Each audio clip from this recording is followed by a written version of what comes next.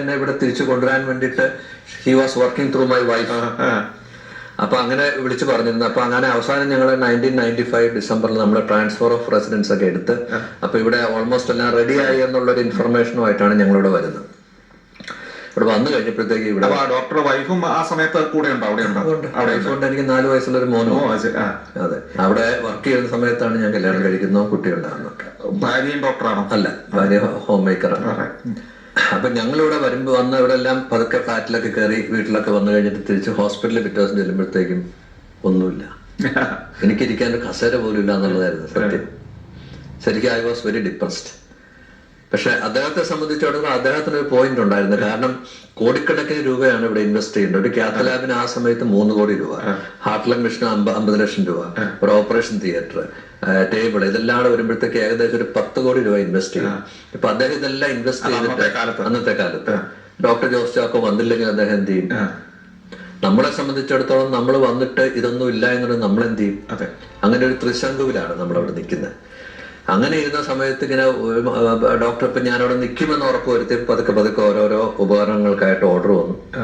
അങ്ങനെ ഏകദേശം അതായത് 1997 ജൂലൈ 3-ാം തീയതിയാണ് ഞാൻ ആദ്യത്തെ open heart surgery medical test ചെയ്യുന്നത്. 1.5 വർഷത്തോളം എനിക്ക് വെയിറ്റ് ചെയ്യേണ്ടത്. പക്ഷെ അത് ഞാൻ എന്തുകൊണ്ട് തിരിച്ചു പോയില്ല എന്നുള്ളൊരു വെച്ചാൽ എനിക്ക് ഡൊമസ്റ്റിക് ആയിട്ട് എന്റെ ഗ്രാൻഡ് മദർ സിക്കായി. അപ്പൊ എന്റെ 2 ബ്രദേഴ്സ് ഉണ്ട്. ഒരാൾ കാനഡയിലും ഒരാൾ ഇംഗ്ലണ്ടിലുമാണ്. അപ്പൊ എനിക്ക് ഇവിടെ നിന്ന് എന്റെ ഗ്രാൻഡ് മദറിനെ ശുശ്രൂഷിക്കേണ്ട ഒരു സാഹചര്യം വന്നു. ഈ മെഡിക്കൽ ട്രസ്റ്റിൽ ഇങ്ങനെ ഒരു ഓപ്പൺ ഹാർട്ട് സർജറി അല്ലെങ്കിൽ ഒരു ബൈപ്പാസ് സർജറി ആദ്യമായിട്ട് ചെയ്യുമ്പോൾ സഹായിക്കാൻ വേറെ ആരാ ഉണ്ടായിരുന്നത്? ഇതിൽ പരിചയമുള്ള ആരെങ്കിലും ആ സമയത്ത് ലഭ്യമായിരുന്നോ? ഞാൻ ഇംഗ്ലണ്ടിൽ നിന്ന് വരുമ്പോഴത്തേക്കും എനിക്ക് ഇവിടെ ഉപകരണങ്ങളും സെറ്റപ്പും അല്ലാതെ എനിക്ക് വേണ്ടിയിരുന്ന ഒരു കാർഡിയോളജിസ്റ്റ്, ഒരു നല്ല അനസ്തറ്റിസ്റ്റ്, ഇത് 3ആണ് നമ്മുടെ ടീമിന്റെ ഭാഗങ്ങൾ. പിന്നെ കുറച്ച് നേഴ്സുമാര്, പിന്നെ നമ്മുടെ ഹാർട്ട് ലങ് മിഷൻ പ്രവർത്തിപ്പിക്കുന്ന പെർഫ്യൂഷൻസ് എന്ന് പറഞ്ഞൊരു ട്രെയിൻഡ് ഗ്രൂപ്പ് ഉണ്ട്. അപ്പൊ ഞാനിവിടെ വന്ന് കഴിഞ്ഞപ്പോഴത്തേക്ക് ആരും ഉണ്ടായിരുന്നില്ല എന്ന് ഞാൻ പറഞ്ഞു. പിന്നെ പതുക്കെ പതുക്കെ ഞാനൊരു കാർഡിയോളജിസ്റ്റിനെ വെല്ലുവിരുന്ന കണ്ടുപിടിച്ചു, അപ്പോയിന്റ് ചെയ്തു. ഹാർട്ട് ലങ് മിഷനിലെ ടെക്നീഷ്യൻസിനെ, കുറച്ച് നേഴ്സസിനെ അപ്പോയിന്റ് ചെയ്ത് അവരെ വെല്ലൂർക്ക് വിട്ട് ട്രെയിൻ ചെയ്തു. അപ്പൊ അങ്ങനെ ഞങ്ങള് ഓപ്പറേഷൻ തുടങ്ങുന്ന ഒരു സമയത്തേക്ക് വന്നു, എല്ലാം ഒരുങ്ങി. അത് 1997 ജൂലൈ മാസം 3-ാം തീയതിയാണ് ആദ്യത്തെ ഓപ്പറേഷൻ നടക്കുന്നത്. തുക്രാനയുടെ ദിവസമാണ്. അപ്പം എനിക്ക് ഏറ്റവും ഇഷ്ടം ഉണ്ടായിരുന്ന എൻ്റെ ഒരു ഗുരുനാഥൻ ഉണ്ടായിരുന്നു ഇംഗ്ലണ്ടില്, മിസ്റ്റർ ഇയാൻ ബ്രക്കൻറിഡ്ജ് എന്നാണ് പുള്ളിയുടെ പേര്. ഇപ്പൊ ഇല്ല, പക്ഷെ അദ്ദേഹത്തെ ഒത്തിരി ശസ്ത്രക്രിയകൾ ഞാൻ സഹായിച്ചിട്ടുണ്ട്. അപ്പൊ ഈ ബ്രക്കൻറിഡ്ജ് ഞാൻ പോരുമ്പോ എന്നോട് പറഞ്ഞിരുന്നു, പുള്ളി എന്നെ ജോഷ് എന്നാ വിളിച്ചത്, Josh when you do surgery തുടങ്ങുമ്പോഴത്തേക്ക് ഞാൻ അവിടെ വന്ന് I will spend 2 weeks with you എന്ന് പറഞ്ഞിരുന്നു. അപ്പൊ ഞാൻ അതിശയിച്ചു. ഞാൻ അവിടുന്ന് ഇവിടെ പോരുമ്പോഴത്തേക്കും അദ്ദേഹം ഒരു സായിപ്പ് എന്നോട് വന്ന് ഇവിടെ വന്ന് ചെയ്യാമെന്ന് പറഞ്ഞപ്പോഴത്തേക്കും വലിയ സന്തോഷമായി. അപ്പൊ ഞാൻ പറഞ്ഞു, sir we will take care of all your logistics, എല്ലാം ഞങ്ങൾ നോക്കിക്കോളാം എന്നൊക്കെ പറഞ്ഞു. No you just give an accommodation somewhere, എവിടെയെങ്കിലും താമസിക്കാൻ ഒരു സ്ഥലം മാത്രം തന്നാൽ മതി എന്ന് പറഞ്ഞു. അപ്പൊ ഇതെല്ലാം റെഡിയായി. അപ്പൊ ഞാൻ ഇങ്ങനെ ഓപ്പറേഷൻ എല്ലാ ദിവസവും ഒപ്പിപ്പോവും, ഏതെങ്കിലും ഹൃദയം മുറിക്കാൻ വേണ്ടി ആരെങ്കിലും വരും എന്ന് വിചാരിച്ചുകൊണ്ടിങ്ങനെ ഇരുന്ന അവസാനം വന്നത് ഒരു ഭയങ്കര പേടിച്ചു തൂറിയ ഒരു ഷംസുദ്ദീൻ എന്ന് പറഞ്ഞൊരു പേഷ്യന്റ് ആയിരുന്നു. ഷംസുദ്ദീന് ഹൃദയത്തിലൊരു ദ്വാരമായിരുന്നു, ജന്മന ഉള്ള ദ്വാരമാണ്. ഇദ്ദേഹം പോയി എല്ലാ ആശുപത്രിയിലും പോയി ഹാർട്ട് ഓപ്പറേഷൻ വേണമെന്ന് പറയുമ്പോൾ അവിടെ നിന്ന് ഓടി രക്ഷപ്പെട്ടിരുന്നൊരു മനുഷ്യനാണ്. ഇത് കൂടാതെ എങ്ങനെയും ഇത് കൂടാതെ അതെ. അപ്പൊ അദ്ദേഹം എന്റെ അടുത്ത് വന്നിരിക്കുക. അപ്പൊ ഞാൻ വിചാരിച്ചു, ഞാൻ ഇവിടെ കേരളത്തിൽ ഒരിക്കലും ഹാർട്ട് ഓപ്പറേഷൻ ചെയ്യാത്ത ഒരാളുടെ അടുത്ത് വന്നിരിക്കേണ്ട ഒരു വ്യക്തിയല്ല ഇയാള്. എല്ലാ പ്രമുഖ സർജൻസിന്റെ അടുത്ത് നിന്നും തിരിച്ചു വന്നേക്കുന്ന. അപ്പൊ ഞാൻ ഷംസുദ്ദീനെ എടുത്തിട്ട് ഞാൻ ഓരോ കാര്യങ്ങളായിട്ട് പറഞ്ഞു. എന്നിട്ട് അവസാനം ഞാൻ പറഞ്ഞു, ഈ ദ്വാരം അടയ്ക്കണം, ഇല്ലെങ്കിൽ ഭാവിയിൽ ഇതിനകത്തോടെയുള്ള ബ്ലഡ് ഫ്ലോ റിവേഴ്സ് ചെയ്ത് പോയി കഴിഞ്ഞാൽ നമുക്കൊന്നും ചെയ്യാൻ പറ്റത്തില്ല ഷംസുദ്ദീൻ എന്ന് പറയും. അപ്പൊ അവസാനം പുള്ളി മൂളിയൊക്കെ പറഞ്ഞു. പിന്നെ ഞാൻ പറഞ്ഞു, ഞാൻ ഇതുവരെ ഇവിടെ വന്നിട്ട് സർജറി ചെയ്തിട്ടില്ല. ഷംസുദ്ദീൻ എഗ്രിയാണ്, ഷംസുദ്ദീൻ്റെതായിരിക്കും ആദ്യത്തെ ഓപ്പറേഷൻ എന്ന് പറഞ്ഞു. അന്നേരം പുള്ളി വളരെ നിസ്സംഗനായിട്ട് നിന്നു. അത് കഴിഞ്ഞ് പുള്ളി അവിടെ പോയി. പിന്നെ പുള്ളി ഒരിക്കലും തിരിച്ചു വരുമെന്ന് ഞാൻ വിചാരിച്ചില്ല. 2 ദിവസം കഴിയുമ്പോൾ പുള്ളി വീണ്ടും OP-യുടെ പുറത്ത് വന്നിട്ട് പറഞ്ഞു, ഞാൻ നമുക്ക് ഓപ്പറേഷൻ ചെയ്യാൻ തീരുമാനിച്ചു എന്ന് പറയും. അങ്ങനെയാണ് ഷംസുദ്ദീൻ ആദ്യമായിട്ട് ഓപ്പറേഷൻ ചെയ്തത്. അപ്പൊ ഈ ഷംസുദ്ദീൻ സംഭവിച്ചു കഴിഞ്ഞപ്പോ ഞാൻ ഉടനെ എന്റെ ബ്രക്കൻറിഡ്ജ് ബോസിനെ ഇംഗ്ലണ്ടിൽ വിളിച്ചു. അപ്പൊ അദ്ദേഹം ടിക്കറ്റൊക്കെ എടുത്ത് ഒരാഴ്ച കഴിഞ്ഞപ്പോഴത്തേക്ക് അദ്ദേഹം ഇവിടെ വന്നു. അന്ന് നമ്മളുടെ MG റോഡിനുണ്ടായിരുന്ന അബാദ് പ്ലാസയിൽ നല്ലൊരു മുറിയൊക്കെ കൊടുത്തു. അപ്പൊ പുള്ളി ഓപ്പറേഷൻ 2 ദിവസം മുമ്പേ ഞങ്ങളുടെ തിയേറ്ററിൽ വന്നു, എല്ലാ സംഗതികളും കണ്ടു. അപ്പൊ അന്ന് ഈ മോക്ക് ഡ്രില്ല് പോലെ ഒരു മോക്ക് സർജറി നടത്തുമെന്ന് പുള്ളി പറഞ്ഞു. അപ്പൊ ഞങ്ങളുടെ എന്റെ കൂടെ വർക്ക് ചെയ്യുന്ന എന്റെ അസിസ്റ്റന്റ് ഡോക്ടർ പ്രവീൺ, പുള്ളിയെ പേഷ്യന്റ് ആയിട്ട് ഓപ്പറേഷൻ തിയേറ്ററിൽ കിടത്തി. ഹാർട്ട് ലങ് മെഷീൻ അവിടെ ഉണ്ട്, നേഴ്സുമാരുണ്ട്, അനസ്തറ്റിസ്റ്റ് ഉണ്ട്. അപ്പൊ ഓരോരോ സ്റ്റെപ്പും നമ്മൾ റിഹേഴ്സ് ചെയ്യാം. അനസ്തറ്റിസ്റ്റ് ലൈൻസ് ഇടുന്ന മുതൽ, ഡ്രിപ്പ് ഇടുന്ന മുതൽ, അനസ്തീസിയ കൊടുക്കുന്ന മുതൽ, നേഴ്സുമാര് ഇൻസ്ട്രുമെന്റ് സെറ്റ് ചെയ്യുന്ന മുതൽ, ഓരോ ഇൻസ്ട്രുമെന്റും, പെർഫ്യൂഷനിസ്റ്റ് അവരുടെ. അപ്പൊ നമ്മൾ അദ്ദേഹം was A very good teacher. ഓരോന്നും നൈഫ് എന്ന് പറയുമ്പോൾ നൈഫ്, അപ്പൊ ഈ നൈഫല്ല ആ നൈഫ് മാറ്റി അത് വെക്കുന്നു. അങ്ങനെ ഓരോന്നോ ചെയ്തു. ഓപ്പറേഷൻ ചെയ്യല്ല നമ്മൾ പ്രിറ്റൻഡ് ചെയ്തു. അതിന് കാനുല, ഹാർട്ട് ലങ് മെഷീന്റെ സർക്യൂട്ട് എല്ലാം അങ്ങനെ ഒരു ടെസ്റ്റ് ചെയ്തു. എന്നിട്ട് പുള്ളി പോയിട്ട് പറഞ്ഞു നമുക്ക് ഒന്നോടെ ചെയ്യണം. പിറ്റേ ദിവസം വേറെ ആളെ കിടത്തിയിട്ട് ഇത് തന്നെ ചെയ്തു. അങ്ങനെ എല്ലാം ഉറപ്പ് വരുത്തിയിട്ടാണ് നമ്മൾ ആദ്യമേ ഈ ഷംസുദ്ദീന്റെ ഓപ്പറേഷനിലേക്ക് പോകുന്നത്. ഇപ്പൊ ഞാൻ തുടങ്ങുന്നു ഇയൻ ബ്രക്കൻഡിന്റെ ഓപ്പോസിറ്റിലേക്ക്. അപ്പൊ മെഡിക്കൽ ട്രസ്റ്റിലെ ഡോക്ടർമാർക്കൊന്നും എന്നെ പരിചയമില്ല. അപ്പൊ അവരെല്ലാം വിചാരം ആദ്യത്തെ ഓപ്പറേഷനാണ്, മിക്കവാറും ഈ ബോഡി മോർച്ചറിയിലേക്ക് വരും എന്നുള്ള ഒരു സിറ്റുവേഷനിലാണ് അവിടുത്തെ ഡോക്ടർമാരുടെ സംസാരം. എനിവേ ഷംസുദ്ദീന്റെ ഓപ്പറേഷൻ വിജയകരമായിട്ട് കഴിഞ്ഞു. ആ സമയത്ത് മറ്റേ സീനിയർ ഡോക്ടറോടെ ഇത് കണ്ടു നിൽക്കുന്നുണ്ട്. സീനിയർ ഡോക്ടറിന്റെ ഓപ്പോസിറ്റ് സ്ക്രബ് ചെയ്ത് എന്നെ ഹെൽപ്പ് ചെയ്യാണ്, അസിസ്റ്റിംഗ് മീ. പുള്ളി അത്രമാത്രം എന്നെ ഹെൽപ്പ് ചെയ്തിട്ടുണ്ട്. അപ്പൊ ഈ ഷംസുദ്ദീന്റെ ഓപ്പറേഷന് തലേ ദിവസമാണ് വേറൊരു പേഷ്യന്റ് എന്നെ കാണാൻ വന്നത്. ഷിംല എന്നാണ് പേര്. ഈ ഷിംലയുടെ അസുഖം ഇത് തന്നെയാണ്, ഈ ASD എന്ന് പറഞ്ഞൊരു അസുഖമാണ്. അപ്പൊ 2 ദിവസം കഴിഞ്ഞപ്പോഴത്തേക്കും ഷിംലയുടെ ഓപ്പറേഷൻ ഞങ്ങൾ ഫിക്സ് ചെയ്യണം. അപ്പോഴും പ്രക്കൻഡിറ്റ് ഞങ്ങളുടെ കൊടുത്തിട്ടുണ്ട്. അപ്പൊ രണ്ടാമത്തെ ഓപ്പറേഷൻ സക്സസ്ഫുൾ ആയി, കുഴപ്പമൊന്നുമില്ലാതെ പോയി. പിന്നെ ഷിംലയുടെ ഓപ്പറേഷൻ ഇതുപോലെ തന്നെ പുള്ളി അസിസ്റ്റ് ചെയ്തു. അന്നും നമ്മുടെ ഡോക്ടർമാരെല്ലാം മോർച്ചറിയിലേക്ക് ബോഡി വരുമെന്ന് പ്രതീക്ഷിച്ചിരിക്കുകയായിരുന്നു, നടന്നില്ല. അപ്പൊ അത് കഴിഞ്ഞപ്പോഴത്തേക്കും പ്രക്കൻഡിന് പോകണം. 2 ആഴ്ച ഉണ്ടായിരുന്ന അതിനിടയ്ക്ക് ഈ പരിപാടിയെല്ലാം നടന്ന് പുള്ളി പോവാണ്. പിന്നെ ഉള്ളത് എനിക്ക് വന്ന പേഷ്യന്റ് ഷമീറ എന്ന് പറഞ്ഞൊരു പേഷ്യന്റാണ്. ഷമീറയ്ക്കും ഈ ASD എന്ന് പറയുന്ന അസുഖമാണ്. ഇത് വളരെ ഒരു റയർ കോയിൻസിഡൻസ് ആണ്. സാധാരണ നമുക്ക് അങ്ങനെ ASD ഓപ്പറേഷൻ ആണ് ഏറ്റവും എളുപ്പമുള്ള ഓപ്പറേഷൻ. നമുക്ക് ഒരു പുതിയ ഡിപ്പാർട്ട്മെന്റ് തുടങ്ങുമ്പോഴത്തേക്കും നമ്മുടെ ട്രയൽ ചെയ്യാൻ പറ്റുന്ന ഏറ്റവും സിമ്പിൾ ആയിട്ടൊരു ഓപ്പറേഷൻ. അപ്പൊ ഷമീറയുടെ ഓപ്പറേഷൻ വന്നപ്പോൾ ഡോക്ടർമാർ മനസ്സിലാക്കാൻ സായിപ്പ് പോയി, ഇനി പണി കിട്ടും. അങ്ങനെ ഷമീറയുടെ ഓപ്പറേഷൻ കഴിയുന്നു. എല്ലാവരും വളരെ ഡിപ്രസ്ഡ് ആയി, പേഷ്യന്റ് രക്ഷപ്പെട്ടു. അങ്ങനെ 3 പേഷ്യൻസ് ഷായിൽ ആരംഭിക്കുന്ന 3 പേഷ്യൻസ് ആയിരുന്നു. അതുകൊണ്ട് ഞാൻ എന്റെ ഭാഗ്യാക്ഷരമായിട്ട് ഷാ ഭാഗ്യാക്ഷരമാണെന്ന് പറയാറുണ്ട്. സർജറിയെ കുറിച്ചൊരു ചോദ്യം. ഈ ഹൃദയം എന്ന് പറയുന്നത് ഈ വാരിയലിനകത്തിരിക്കുന്നതാണല്ലോ. ഇത് സാധാരണ ഞങ്ങളാരും ഈ സർജറി നടക്കുന്ന എങ്ങനെയാണെന്ന് കണ്ടിട്ടില്ല. എന്റെ വീഡിയോ ഒക്കെ ഇപ്പൊ ചിലപ്പോൾ കാണാൻ കിട്ടുമായിരിക്കാം. ഈ ഹൃദയത്തിലേക്കുള്ള ആക്സസ് എങ്ങനെയാണ്? ഒരു പേഷ്യന്റിനെ ഓപ്പറേഷൻ ടേബിളിൽ കിടത്തിക്കഴിഞ്ഞാൽ എങ്ങനെയാണ് ഹൃദയത്തിലേക്ക് ഡോക്ടറുടെ കൈ എത്തുന്നത്? വാരിയലുകൾ എന്ന് പറയുന്നത് നമ്മുടെ 2 സൈഡിലും നമ്മുടെ ബക്കറ്റിന്റെ ഹാൻഡിൽ പോലെ നമുക്ക് 12 വാരിയലുകളുണ്ട്. ഇത് വന്ന് ഘടിപ്പിക്കുന്ന ഒരു ബ്രസ്റ്റ് ബോൺ എന്ന് പറയും നമ്മുടെ ഫ്രണ്ടില്, സ്റ്റെർണം എന്ന് പറയും. സ്റ്റെർണം അതൊരു സോളിഡ് ബോണാണ്. നമ്മളിങ്ങനെ പിടിച്ചു നോക്കിയാൽ അറിയാം. ഇങ്ങനെ പിടിച്ചു നോക്കിയാൽ നമുക്ക് കഴുത്തിന്റെ അവിടെ പിടിച്ചു നോക്കിയാൽ ഒരു ഡിപ്പുണ്ട്. ഇവിടെ വന്നു കഴിയുമ്പോൾ ഇവിടെ ഒരു ഡിപ്പുണ്ട്. അപ്പൊ ഇതിനിടയ്ക്കുള്ള ബോണാണ്. ഇതിന്റെ സൈഡിലേക്കാണ് നമ്മുടെ വാരിയലുകളെല്ലാം വന്ന് ഘടിപ്പിച്ചിരിക്കുന്നത്. അപ്പൊ നമ്മൾ ഓപ്പറേഷൻ ചെയ്യുമ്പോഴത്തേക്കും നമ്മൾ ഇവിടെ ഒരു മുറിവ് ഉണ്ടാക്കിയിട്ട് ഞങ്ങൾക്ക് ഒരു സോ ഉണ്ട്, നമ്മളുടെ സ്റ്റേണൽ സോ എന്ന് പറയും. ആർക്കവാളിന്റെ ഒരു മോഡിഫൈഡ് വളരെ സോഫിസ്റ്റിക്കേറ്റഡ് ഇലക്ട്രിക് ബാറ്ററി ഓപ്പറേറ്റഡ്. അതിങ്ങനെ വെച്ച് കഴിയുമ്പോഴത്തേക്കും നേരെ ഇതങ്ങോട്ട് സ്പ്ലിറ്റ് ചെയ്യാണ്. അത് കട്ട് ചെയ്യാണ് ഈ വാരിയലിന്റെ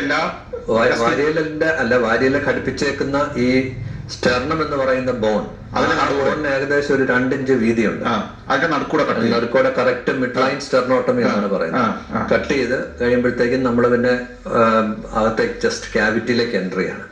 പിന്നെ നമ്മൾ കാണുന്നത് പെരിക്കാർഡിയമാണ്. ഞാൻ നേരത്തെ പറഞ്ഞിരുന്ന ഹൃദയത്തിന്റെ ഒരു കവചം. ആ കവചം തുറന്നു കഴിയുമ്പോഴത്തേക്കും നമുക്ക് ഹാർട്ടിലേക്ക് ആക്സസ് ആണ്. പിന്നെ നമുക്ക് വേണ്ട ശസ്ത്രക്രിയ എന്തെന്ന് വെച്ചാൽ, ശരിക്കും പറഞ്ഞാൽ എനിക്ക് തോന്നുന്നു ഈ അസ്ഥി അല്ലെങ്കിൽ ഇങ്ങനെയുള്ള ഒരു അസ്ഥിയുടെ ഒരു കവചം പൊട്ടിച്ചിട്ട് ചെയ്യേണ്ട സർജറി പ്രധാനമായിട്ട് ഈ ഹാർട്ടിന്റേതായിരിക്കുമല്ലോ. ഹാർട്ട് അല്ലെങ്കിൽ ലങ്സ്, അതിനു വേണ്ടിയിട്ടുള്ള തൊറാസിക് ഓർഗൻ, ചെസ്റ്റ് ഓർഗന് മാത്രമേ ഉള്ളൂ നമ്മൾ അങ്ങനെ ചെയ്യേണ്ടി വരുന്നുള്ളൂ സാധാരണഗതി. ഇത് സർജറിക്ക് ശേഷം ഇതിനെ വീണ്ടും എങ്ങനെയാണ് ഈ അസ്ഥി കുട്ടിപ്പിടിപ്പിക്കുന്നത്? അത് നമ്മൾ ആക്ച്വലി സ്റ്റെയിൻലെസ് സ്റ്റീൽ വയർ കൊണ്ടാണ്.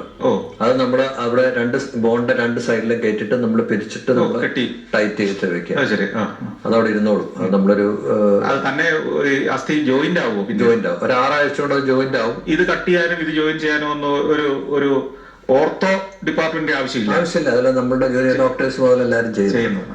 വിചാരിക്കുന്ന പോലെ അത്ര വലിയൊരു കോംപ്ലക്സ് പ്രൊസീജിയർ അല്ല. It's much safer and actually ഹൃദയ ശസ്ത്രക്രിയ മറ്റ് ശസ്ത്രക്രിയേക്കാളും വളരെ ലെസ് പെയിൻ ആണ്. നമ്മളിപ്പോ വയറിന് ഓപ്പറേഷൻ ചെയ്ത് കഴിഞ്ഞാൽ നമ്മൾക്ക് ആ മാംസപേശികളിലൂടെ നമ്മൾ കട്ട് ചെയ്യണം. അതുപോലെ വയർ എപ്പോഴും ഇങ്ങനെ മൂവ് ചെയ്യുന്ന ഒരു സ്ട്രക്ചറാണ്. ചെസ്റ്റിലൂടെ ഓപ്പറേറ്റ് ചെയ്ത് നമ്മൾ വയറിട്ട് കഴിഞ്ഞാൽ അത് ഫിക്സ്ഡ് ആയി. നമ്മുടെ അബ്ഡമിനൽ വോൾ മൂവ് ചെയ്യുന്ന പോലെ ചെസ്റ്റിന്റെ വോൾ മൂവ് ചെയ്യാത്തത് കൊണ്ട് പോസ്റ്റ് ഓപ്പറേറ്റീവ് പെയിനും നമ്മൾ വിചാരിക്കുന്നതിനേക്കാളൊക്കെ വളരെ കുറവായിരിക്കും. ശസ്ത്രക്രിയ വളരെ സങ്കീർണമാണെങ്കിലും വലുതാണെന്നുണ്ടെങ്കിലും അതുമായിട്ട് ബന്ധപ്പെട്ടിട്ടുള്ള pain and suffering will be much less. ഈ ട്രാൻസ്പ്ലാന്റ് സർജറികളിൽ ഏറ്റവും കോംപ്ലിക്കേറ്റഡ് ഹൃദയത്തിന്റെ ട്രാൻസ്പ്ലാന്റ് ആണെന്ന് വേണേൽ പറയാമോ? അല്ല, അല്ല. ഒരുപക്ഷെ ഏറ്റവും എളുപ്പമുള്ളത് ഹൃദയത്തിന്റെ ആയിരിക്കും. ഏറ്റവും ഡിഫിക്കൽട്ട് ആയിട്ട് ട്രാൻസ്പ്ലാന്റ് ചെയ്യുന്നത് ലിവറാണ്. ഇന്റേണൽ ഓർഗൻസിന് മൾട്ടിപ്പിൾ കണക്ഷൻസ് ഉണ്ട്. ഒത്തിരി രക്തധമനികൾ കണക്ട് ചെയ്യണം. അപ്പൊ ഏറ്റവും കൂടുതൽ സമയം എടുക്കുന്നതും ലിവറിൻ്റെതാണ്. ലിവർ കഴിഞ്ഞു കഴിഞ്ഞാൽ പിന്നെ ഒരുപക്ഷെ ഹാർട്ട് ആയിരിക്കും ഡിഫിക്കൽട്ട്, പിന്നെ കിഡ്നി ആയിരിക്കും. നമ്മളൊരു ഹൃദയം മാറ്റിവെക്കണം എന്ന് തീരുമാനിക്കുന്ന ഒരു ഹൃദ്രോഗാവസ്ഥ അതെന്താണ് ശരിക്കും? സാധാരണഗതിയിൽ നമ്മൾ ഹൃദയ ശസ്ത്രക്രിയ ചെയ്യുന്ന വ്യക്തികൾക്ക് ആ ഹൃദയത്തിലെ മസിൽസ് നോർമൽ ആയിരിക്കും. ആ മസിൽസിന് ആവശ്യമായിട്ട് രക്തം കിട്ടാതെ വരുമ്പോഴാണ് നമ്മൾ ബൈപ്പാസ് ശസ്ത്രക്രിയ ചെയ്യുന്നത്. അല്ലെങ്കിൽ ഹാർട്ട് പമ്പ് ചെയ്യുമ്പോഴത്തേക്കും തുറന്നു കൊടുക്കേണ്ട വാൽവ് തുറക്കാത്തത് കൊണ്ടായിരിക്കും നമ്മൾ വാൽവ് മാറ്റി വെക്കുന്നത്, അല്ലെങ്കിൽ ലീക്ക് ചെയ്യുന്നതുകൊണ്ടായിരിക്കാം. പക്ഷെ അവിടെ എല്ലാം നമ്മുടെ ഹൃദയത്തിന്റെ പമ്പിങ് നോർമൽ ആയിരിക്കും. ഹൃദയത്തിലെ മാംസപേശികളുടെ പ്രത്യേകിച്ച് അതിനെ ഇലാസ്റ്റിക് മസിൽസ് നമ്മൾ വിളിക്കുന്നത്. അതിന് ലെങ്ത് കൂടാനും ലെങ്ത് കുറയാനും പറ്റും. എങ്കിലേ ഉള്ളൂ ഹൃദയത്തിന് ഫില്ല് ചെയ്യാൻ പറ്റത്തുള്ളൂ. രക്തം വന്ന് ഹൃദയത്തിൽ നിറയുമ്പോഴത്തേക്കും ഹൃദയം എക്സ്പാൻഡ് ചെയ്യുന്നു. സാധാരണഗതിയിൽ ഒരു ഹൃദയത്തിൽ 100 ml രക്തം വന്ന് നിറയുന്നു. ആ ഫുൾ ആയി കഴിയുമ്പോഴത്തേക്കും നമ്മൾ ഇലാസ്റ്റിക് വിടുന്നത് പോലെ റീകോയിൽ ചെയ്യുന്നു ഹൃദയം. അപ്പൊ അതിനകത്തുനിന്ന് ഒരു 70-80 ml ബ്ലഡ് ഹൃദയം പമ്പ് ചെയ്യും. അങ്ങനെ 70-72 പ്രാവശ്യം ഒരു മിനിറ്റിൽ ഹൃദയം പമ്പ് ചെയ്യണം. ഇപ്പൊ 72 പ്രാവശ്യമാണ്. 72 × 70 എന്ന് പറയുമ്പോൾ 5 ലിറ്റർ. ഈ 5 ലിറ്റേഴ്സ് ആണ് നമ്മുടെ ശരീരത്തിലുള്ള ആകെ ബ്ലഡിന്റെ അളവ്. അത് ആ 5 ലിറ്റർ ബ്ലഡ് ഒരു മിനിറ്റിൽ ഹൃദയം പമ്പ് ചെയ്യണം. ഈ മാംസപേശികൾക്ക് ബലക്ഷയം വരുന്നു. അതായത് ഈ ഇലാസ്റ്റിസിറ്റി കുറയുന്നു. നമ്മളൊരു ഇലാസ്റ്റിക് ബാൻഡിന്റെ ഇലാസ്റ്റിസിറ്റി കുറയുമ്പോൾ നമ്മൾക്കറിയാം വലിച്ചാൽ നീളും, പക്ഷേ it will not recoil properly. തിരിച്ചു പഴയ സ്ഥിതിയിലേക്ക് എത്താൻ പറ്റുന്നില്ല. അപ്പൊ നമ്മള് 100 ml വന്ന് നിറയുന്ന ഹൃദയം പമ്പ് ചെയ്യുമ്പോഴത്തേക്ക് 70 ml പോകുന്നതിനും പകരം that will come down to 65-60. ഒരു 35% ആയി കഴിയുമ്പോൾ നമ്മള് ഈ പേഷ്യന്റ് ഈസ് ഹാർട്ട് ഫെയിലിയർ എന്ന് പറയും. ഈ ഹാർട്ട് ഫെയിലിയറുമായിട്ട് ജീവിക്കുന്ന ഒത്തിരി പേര് നമ്മുടെ സമൂഹത്തിലുണ്ട്. അവർക്ക് എന്തൊക്കെയായിരിക്കും പ്രശ്നങ്ങൾ നേരിടുക? ഒരു 35% ഒക്കെ ആയിട്ട് കുറഞ്ഞാല് അത് ഹാർട്ട് ഫെയിലിയർ ആണ്. അവർക്ക് ഹാർട്ട് ഫെയിലിയർ വന്നു കഴിയുമ്പോഴത്തേക്കും ജനറലി അവർ അനുഭവപ്പെടുന്ന പ്രശ്നം ശ്വാസം മുട്ടാണ്. അവർക്ക് നടക്കുമ്പോൾ ശ്വാസം മുട്ട്, സ്റ്റെപ്പ് കയറാൻ പറ്റത്തില്ല, അവരുടെ കാലിൽ ചിലപ്പം നീര് വരാം, അവർക്ക് വിശപ്പില്ലായ്മ വരാം, വെയിറ്റ് ലോസ് വരാം, ചിലപ്പം എഡീമ സ്വെല്ലിങ് വരാം, രാത്രി കിടക്കുമ്പോൾ ഉറക്കത്തിൽ നിന്ന് ചാടി എഴുന്നേറ്റിട്ട് ഗ്യാസ്പിംഗ് ഫോർ ബ്രത്ത്, പലരും ഇരുന്ന് ചാരി കസറിൽ നിന്ന് ഉറങ്ങുന്നതായിട്ട് പറയാം. അങ്ങനത്തെയുള്ള സിംറ്റംസും സൈൻസും ഒക്കെ ഈ ഹാർട്ട് ഫെയിലിയർ അല്ലെങ്കിൽ ഹൃദയ പരാജയത്തിന്റെ. അപ്പൊ ഈ ഹൃദയ പരാജയം എത്ര ശതമാനം വരെ എത്തിയിട്ടുണ്ടെന്ന് കണ്ടുപിടിക്കാൻ മാർഗങ്ങളുണ്ടോ ഒരു സാധാരണ മനുഷ്യൻ ഇപ്പൊ പോയിട്ട്? തീർച്ചയായിട്ടും അതിനുള്ള പരിശോധനയാണ് നമ്മൾ സാധാരണ ചെയ്യുന്ന എക്കോ കാർഡിയോഗ്രാം എന്ന് പറയുന്നത്. ഹൃദയത്തിന്റെ ഹാർട്ടിന്റെ സ്കാനിങ് എന്ന് പറയും. നമ്മൾ ഹാർട്ടിന്റെ ഏറ്റവും ആദ്യം നമ്മൾ ചെയ്യുന്ന ECG, പിന്നെ നമ്മൾ ചെയ്യുന്നത് എക്കോ കാർഡിയോഗ്രാം ആണ്. അതായത് നമുക്കൊരു മെഷീനുണ്ട്, നമ്മൾ വയറിന്റെ ഒക്കെ സ്കാൻ ചെയ്യുന്ന പോലെ. അപ്പൊ അതിനകത്ത് ഹാർട്ടിന്റെ ഓരോ അറകളുടെ പ്രവർത്തനം, പമ്പിങ്ങിന്റെ ശതമാനം, വാൽവിന്റെ പ്രവർത്തനം, ഓരോ റീജിയന്റെയും പമ്പിങ്ങിന്റെ കപ്പാസിറ്റി എല്ലാം വളരെ വ്യക്തമായിട്ട് അറിയാവുന്ന ലേറ്റസ്റ്റ് മെഷീൻസ് എക്കോ കാർഡിയോഗ്രാം എന്ന് പറയുന്ന ടെസ്റ്റിലൂടെയാണ് നമ്മൾ മനസ്സിലാക്കുന്നത്. അപ്പൊ ആ പ്രവർത്തനം തീരെ വീക്കായി കഴിയുമ്പോഴത്തേക്കും നമ്മൾ ഇതിന്റെ വീക്ക് ആകുന്നതിന്റെ കാരണം നമ്മൾ കണ്ടുപിടിക്കുകയാണ്. അവിടെ ആൻജിയോഗ്രാം ചെയ്യുന്ന ബ്ലോക്കില്ല, വാൽവിന്റെ എക്കോ കാർഡിയോഗ്രാം ചെയ്യുമ്പോൾ പ്രോബ്ലംസ് ഒന്നുമില്ല. അങ്ങനെ പിന്നെ ഇതിനെ നമ്മൾ ഒരു കാർഡിയോമയോപ്പതി, ഡയലേറ്റഡ് കാർഡിയോമയോപ്പതി എന്ന് പറയും. ഡയലേറ്റഡ് കാർഡിയോമയോപ്പതി വികസിച്ചിരിക്കുന്നു. അതിന് നമ്മൾ ട്രീറ്റ്മെന്റ് ആരംഭിക്കുന്നു. പേഷ്യന്റ് റെസ്പോണ്ട് ചെയ്യുന്നു. കുറച്ച് കഴിയുമ്പോൾ ആ മരുന്നിനോട് റെസ്പോൺസ് കുറയുന്നു. അപ്പൊ നമ്മൾ ഡോസ് കൂട്ടുന്നു. പിന്നെ നമ്മൾ വേറെ മരുന്ന് ആഡ് ചെയ്യുന്നു. അങ്ങനെ കുറെ നാളുകൾ പോയി കഴിയുമ്പോഴത്തേക്കും patient goes into a stage, not everybody, some of the recover to a stage called end stage cardiac failure. End stage നമ്മൾ ഇനി പരിഹരിക്കാൻ പറ്റാത്ത സ്ഥിതിയിലെത്തി എൻഡ് ഓഫ് ദ റോഡ് ആ പേഷ്യന്റ് എത്തുക. സാധാരണ രീതിയിൽ എത്ര ശതമാനം പേർക്ക് ഈ പറഞ്ഞ ഹൃദയത്തിന്റെ ഈ മസിലുകൾ ചുരുങ്ങാത്ത അവസ്ഥ വരുമ്പോ അത് മരുന്ന് കൊണ്ട് പരിഹരിക്കപ്പെടാറുണ്ട്? എത്ര ശതമാനം പേർക്ക്? നമുക്ക് ആക്ച്വലി ഒരു 100 പേര് അങ്ങനെ ഉണ്ടെന്നുണ്ടെങ്കിൽ അതിനകത്തൊരു 80 പേർക്കും പരിഹരിക്കപ്പെടും. ബാക്കിയുള്ള ഒരു 10-20% ഒന്നും ചെയ്യാൻ പറ്റാത്തൊരവസ്ഥയിലേക്ക് പോകുമ്പോഴാണ് നമ്മൾ അവരുടെ ഹാർട്ട് ട്രാൻസ്പ്ലാന്റേഷൻ ചെയ്യണമെന്ന് സജസ്റ്റ് ചെയ്യുന്നത്. ഹൃദയം മാറ്റി വെക്കാൻ ഒരു രോഗി തീരുമാനിക്കപ്പെട്ടാൽ അയാൾക്ക് മറ്റ് ആരോഗ്യ ഘടകങ്ങളൊക്കെ പ്രധാനമല്ലേ? അയാൾ അതിന് എത്ര കണ്ട് എലിജിബിൾ ആയിരിക്കണം? ഹൃദയം മാറ്റിവെക്കുന്ന വ്യക്തിയുടെ ലിവർ നോർമൽ ആയിരിക്കണം, കിഡ്നി നോർമൽ ആയിരിക്കണം, ശ്വാസകോശം നോർമൽ ആയിരിക്കണം, അദ്ദേഹത്തിന്റെ ചിന്തകൾ നോർമൽ ആയിരിക്കണം, അദ്ദേഹത്തിന്റെ സൈക്കോളജിക്കൽ സ്റ്റേറ്റസ് നോർമൽ ആയിരിക്കണം, അദ്ദേഹത്തിന് നല്ലൊരു ഫാമിലി സപ്പോർട്ട് ഉണ്ടായിരിക്കണം, ഒരു സോഷ്യൽ സപ്പോർട്ട് ഉണ്ടായിരിക്കണം.